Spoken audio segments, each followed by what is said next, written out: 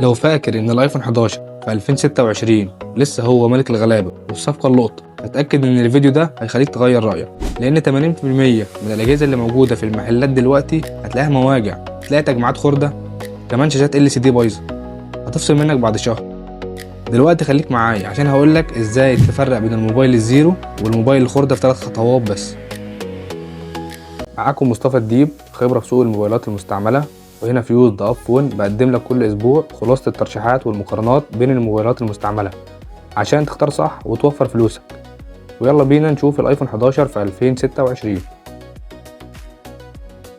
سعر النسخه ال 128 ورام 4 من 10000 ل 13000 جنيه، ونسخه ال 64 ورام 4 من 8000 لحد 10000 جنيه.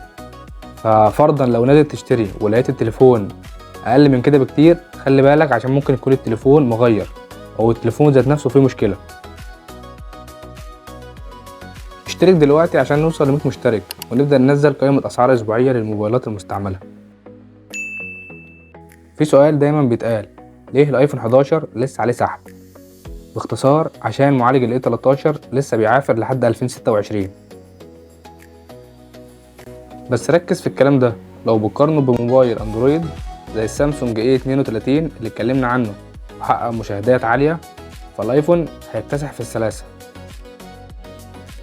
لكنه بيخسر في الشاشة والبطارية خصوصا في 2026، لان مع التحديثات الجديدة الموبايل ده هتلاقيه بيسخن في ايدك لدرجة انك مش هتعرف تمسك التليفون لو بتلعب ببجي اكتر من نص ساعة.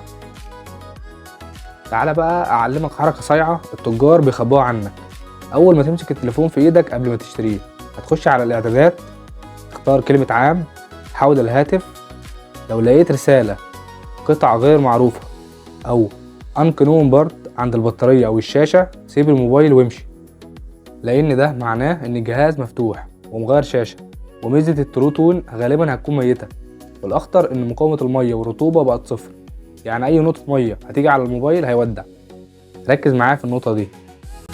شاشة الايفون 11 نوعها LCD مش OLED، يعني الاسود فيها مش حقيقي، فلو لاحظت اصفرار في الاطراف او بقع بيضة تحت الاضاءة العالية، اعرف ان الشاشة متغيرة مش اصلية.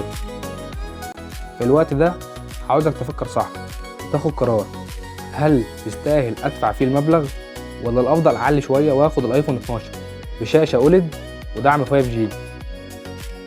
لو عاوز رأيي الشخصي، فالايفون 11 لسه صفقة مقبولة في 2026، بس بشرط اللي يشتريه واحد استخدامه خفيف، ما يكونش بتاع العاب تقيلة، ويكون متأكد مليون في المية ان الجهاز حالته زيرو وما اتفتحش قبل كده، لان غير كده انت بترمي فلوسك في الارض. اكتبولي رأيكم في التعليقات علشان يهمني، اعملوا لايك للفيديو عشان يوصل لغيركم ويستفيد، واشتركوا في القناة علشان تكونوا جزء من عيلة يوزد اب فون، واستنوا الفيديو الجاي عن مقارنة في فئة 10,000 جنيه. مستنيكم تنوروني في الفيديو الجاي ان شاء الله. سلام.